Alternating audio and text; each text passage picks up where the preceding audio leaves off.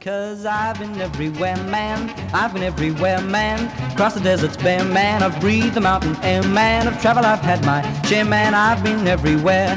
Been to Tullamore, Seymour, Lismore, Mooloolaba, Nambour, Roochdore, Kilmore, Mooloolaba, Birdsville, Emmaville, Wallaville, Connemara, Connemara, Strathround, Proserpine, Alladala, Darwin, Gingin, Nilliquin, Muckdilla, Wallumbilla, Bougainville, Cumberland, Ramakiller. I've been everywhere, man. I've been everywhere, man. Yes, indeed. Our mate Lucky Star, he's been everywhere, man. And as far as we're aware, he's probably been to this place, but it's not in that part of the... We are going to get one day where we actually go to a town that's named in that part of the song. We are going to the southwest corner of Western Australia for a very early start, and specifically just near Albany, we're going to find Kate Mitchell. Good morning, Kate. Good morning, guys. How are we? Doing very, very well indeed. Now, Rob and I, you've got Neil, this is Neil, in case you hadn't picked the voice. Rob and I are both going to talk to you at some stage going into the future about a project that you're working on, a very important project, because we want to support you with that. But today you are being our tourism guide and telling us all about Albany in southwest WA. Yeah, look, it is a little bit of paradise where it doesn't matter your age or your interest, you will find plenty to do. Even Rob's age. What's Rob's age? He's a young whippersnapper, isn't he? Oh, hang on, I put him on the wrong microphone. Oh. He moved. Now we're right. No, it's okay now. Yeah, I'm old, Kate, but I have... He's older than me. I've driven through your fair city on a visit to Western Australia a while ago. I don't think we stopped from memory because we're in a hurry to get somewhere else, but it's a pretty part of the world, that. It reminds me a lot of the farming land over here, and it's a big part of the of the local area. So, like you, is agriculture an important part of keeping the town alive? Yeah, it is. So, obviously, Albany's about 414 kilometres southeast of Perth, and it's amazing because it faces the Southern Ocean and the King George Sound and Princess Harbour, and that's amazing because it's located. Well, actually, Albany's the largest city in second largest city in WA, but it's located on the site of the first settlement of WA. But that harbour is one of the largest natural harbours in terms of size, depth, and shelter. So it's actually where a lot of the agricultural sector, like our grains, will be exported, and yeah, it's incredible, really, the history about it. But yeah, agriculture is massive. And going back a long time ago when we weren't quite as switched on environmentally, it was also a bit of a whaling centre, wasn't it? Yeah, so we've got the old whaling station here, and it's incredible. The kids love going, and visitors, I think it's probably one of the most visited places in Albany. And you can go for a tour, and it tells you about the whaling history. And when you look up on the board, there's a local, you'll see a lot of familiar names and how it dates back. And yeah, it is. It's a great place to be able to go back and reflect on our history and see how much we've grown in that time. We need to point out, of course, that whaling is spelt W-H-A-L-I-N-G and not W-A-I-L-I-N-G. Yeah, that's only for the Victorians, right? That's right, yes. Now, I guess given where Albany is, it's often difficult for East Coasters to get to, I guess. What, we would fly into Perth and then drive down? Is that how people tend to do it? Yeah, so you can fly into Perth and then you can drive down to Albany with a hire car, or you can actually also fly to Albany. So we have Rex Airlines, and it's a 50-minute flight, and you get a cup of tea and a snack, and you can hire cars at the airport here as well. I have not been to Albany, but I've been to Bunbury and I've been to Esperance, so I've sort of been in that neck of the woods. I understand that there's a really good loop drive that one can do from Perth that goes around and brings you back to Perth that would take in Albany. Am I right? Yeah, a drive. Sorry, can you say that again, Neil? A drive? A drive, yeah. So you'd start in Perth, go round in a loop, and you would go through Albany and then come back through Kalgoorlie, I guess, would you?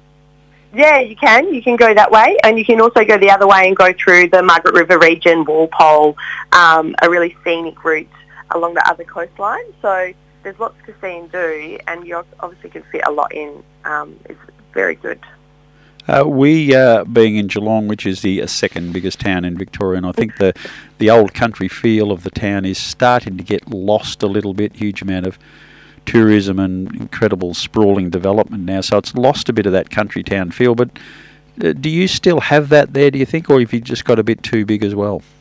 No, I think we've definitely still got it. What's really interesting, and sometimes I think for tourists it can be quite tricky, is that on a Sunday you go into town, and I found this quite tricky when we first moved down from Perth. On a Sunday it is so quiet because things aren't always open. So there may be a few cafes that are around, but our larger shopping centres and what have you aren't open on a Sunday. And so you kind of go back to that time, I think, where it's quite country town feel. Sometimes it's a bit, we obviously have an IGA, but yeah, I think in terms of the history and the buildings that we have as well, they've been looked after and maintained. And so, yeah, I think it has a bit of that old world charm still. I think it does anyway. I guess being 5 hours drive from Perth, as distinct from what we are, an hour's drive from Melbourne, I guess that keeps that alive a little bit longer. Yeah, I'd say so. And the history is so rich, I guess, because the National Anzac Centre's here, and that, I think, it opened in 2014. But basically it was built to commemorate the 100th anniversary of the departure of the Anzacs from Albany.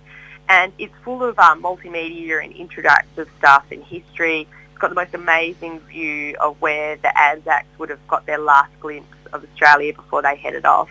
And so I guess it's just rich of history, the town, and it's still really celebrated.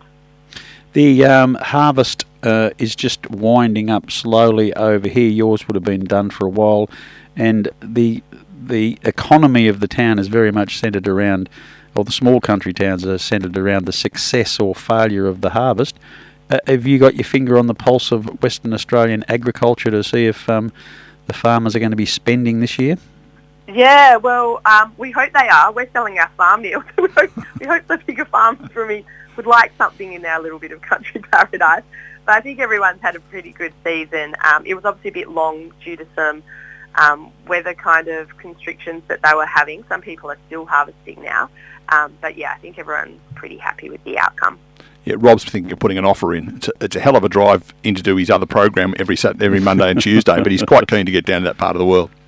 Yeah, and you know what, like as I said, there's just so much to see and do. So it doesn't matter whether you're into the arts, there's so much music and cultural stuff going on, especially when you look at Denmark as well. And then it doesn't matter where you go, you can go for an adventure, right? So there's so many bushwalks, there's the water.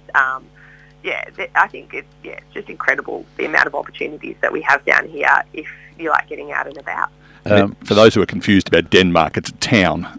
It's not the country, and there's no affiliation with the country. And I'm sure Kate would be well aware, it's also a subterranean clover. That part of the world that you're in has been the birthplace of many breeds of subterranean clover, and Denmark is one of them. So there you go. Yeah. Bit of trivia for you. But it'd be a bit like having a town in Queensland called Hungary. Yeah. Or Germany. It's just a really unusual town name. Kate, we should let you go. We appreciate the fact that you are doing this interview with a small child asleep on your lap, and we hope we didn't wake him up. We will just tell people, though, that Rob and the two blokes will at some stage have you back to talk about your other special project. It's called The Darcy Effect. Go to the website, thedarcyeffect.com.au. Is that what it is? Yeah, yep. Yep. And read some of the great things that Kate's doing with some other people around Australia. It would be really good to support them, but much more about that in a longer chat that we'll do another time. Cheers, Rob. Cheers, Neil. Thank you for having me. Thanks, Kate. And that's Kate Mitchell there, down in Albany in Western Australia.